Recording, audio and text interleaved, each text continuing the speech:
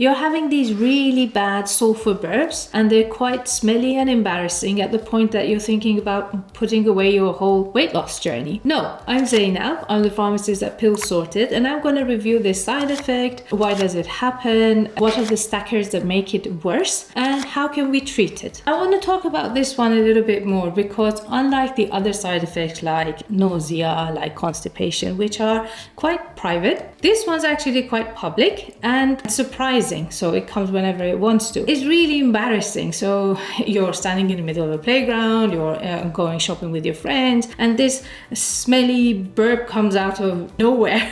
And a lot of people have come to me wanting to quit their weight loss journey in total and the Mounjaro and Wegovy because of the sulphur burps. Now, what I want to explain here is that it's not just about the medication, but it's all about the different changes that we can create so we can fix it. I want to explain a little bit broader about what the burp is, what the smell comes from, and then we'll go into more details of everything else. So burp is quite a natural function of our body, okay? So it's when there's air trapped in our food tube, and it can happen for so many different reasons. So when we're eating, we naturally swallow a little bit of air as well. And the things that we might be doing that make us be swallowing more air than normal. For example, if you try to breathe from your mouth while you're eating, if you talk while you're eating, if you sip from a straw or have fizzy drinks a lot while you're eating, if you're chewing gum a lot, these can be different reasons that you have more air get trapped in the food tube as well, which will come up as a burp. Burps are usually not smelly though. Where does the smell come from? That smell of rotten eggs is hydrogen sulphide, and it happens with the breakdown of protein in our digestive system. Our digestive system is made of meters and meters of food tube. Let's put it as that way. And those food tubes are full of bacteria. And these bacteria are really essential to help us get the best nutrition out of our food. What they do is they break down, especially protein containing sulfur. And when they break down the protein, they release that sulfur as hydrogen sulfide, hence the smell. Why does it happen more when you're on your GLP medications, Mounjaro and Wegovy? So it's the way they work. First thing they do is they slow down the digestion. When they slow down the digestion, that means the bacteria will have more food around for longer, so they've got time to work on it and ferment it and get more of the sulfur released. That's one reason. And the other one is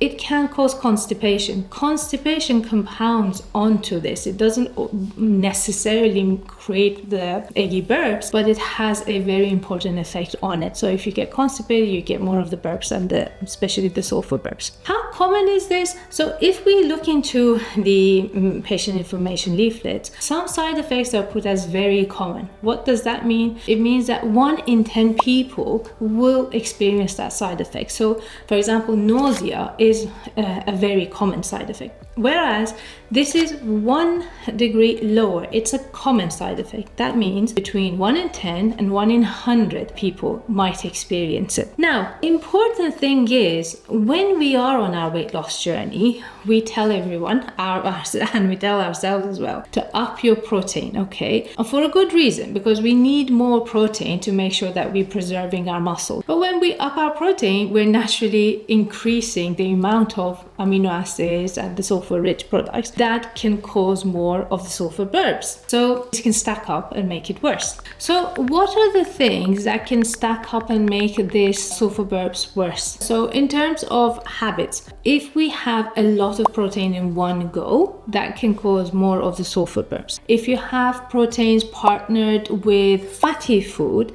because your digestion is already slowed down, it takes a lot of time for your body to digest the fat and the protein. So again, that can make it worse. There's some medicine that can cause it to get worse as well. So any medicine that can cause slowing down of the digestion, so constipation, can make this worse. Things like the opioid pain relief, like cocodamol, okay? That is one of the common culprits. Anything else like the gabapentin, pregabalin, these are commonly used as well for pain relief, and they can cause constipation, which can cause all of the digestion symptoms to become worse. Orlistat is one of the first tablets that came out that could help, that basically slows down the digestion of fatty food, which in turn can make the sulfur sulfur burps worse. Now, supplements. There are a couple of really important supplements that can stack up and make the sulfur burps much worse. One of the important ones is actually the protein shakes. So protein shakes, especially if they're based on the whey protein, they have a higher amount of the sulfur containing amino acids, okay? And it does cause a big protein load all of a sudden, okay? So protein shakes can make the sulfur burps much worse. The other ones are anything that says low sugar or sugar-free, or the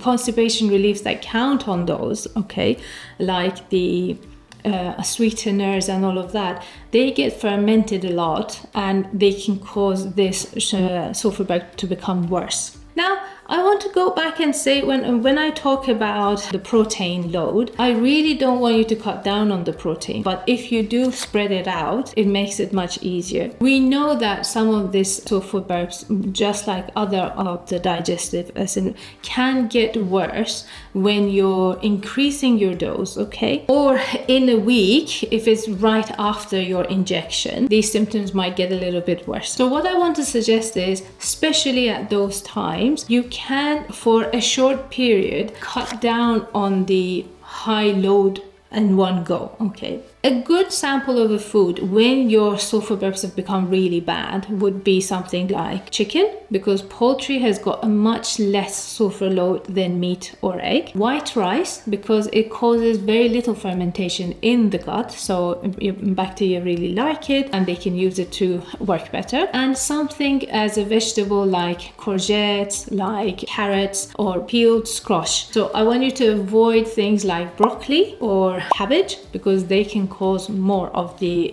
fermentation and the sulfur burps. Even if it's just a few days after your dose increase that you try these sort of a plate instead of protein shakes, it will help that sulfur burp calm down, okay? If you're vegetarian, instead of the poultry, easily you can put tofu and soy base have got much less sulfur load. When you want to increase your dose, cut down on the protein shake or make it smaller patches. So don't go for like the whole protein shake drink in one go. Spread it out and go for food that are easier digested, like plain chicken, a little bit of rice, and the carrots and courgettes until the burps get under control. What is the medicines out there that can help?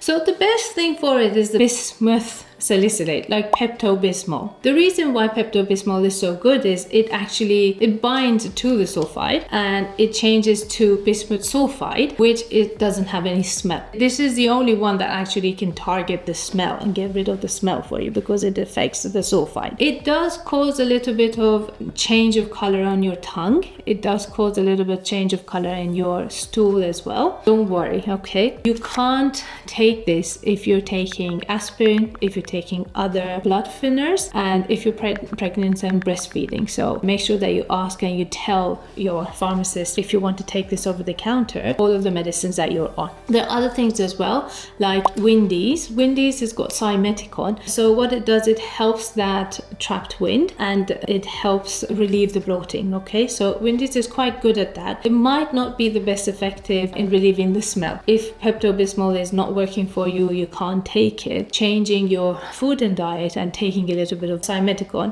is not a bad idea. The other ones are the antacid and alginates. Again, if your stomach is really full, it does make the sulfur burps much worse, okay? So sometimes taking a little bit of Gaviscon or Peptide, something that creates a foam on top of your stomach so it doesn't let the food come out, does help with the burping too, okay? So it's worth giving it a try. So what are things you need to look out for? If it comes with vomiting, again, vomiting is one of the side effects, but if it's constant, this smelly burp with the vomiting, this is a flag, okay? The vomiting is that you can't even keep the fluids down, all right? So that needs urgent assessment. The other one is if it's accompanied with diarrhea. Really bad smelly burps with diarrhea is usually a sign of infection, like the giardia, okay? And it happens a lot during the holiday times and traveling and all of that. As a recap, Burping is normal. The smell, it comes from your food being digested by the bacteria and releasing the sulfur. Protein is the biggest source of the sulfur, so take your protein shakes. You can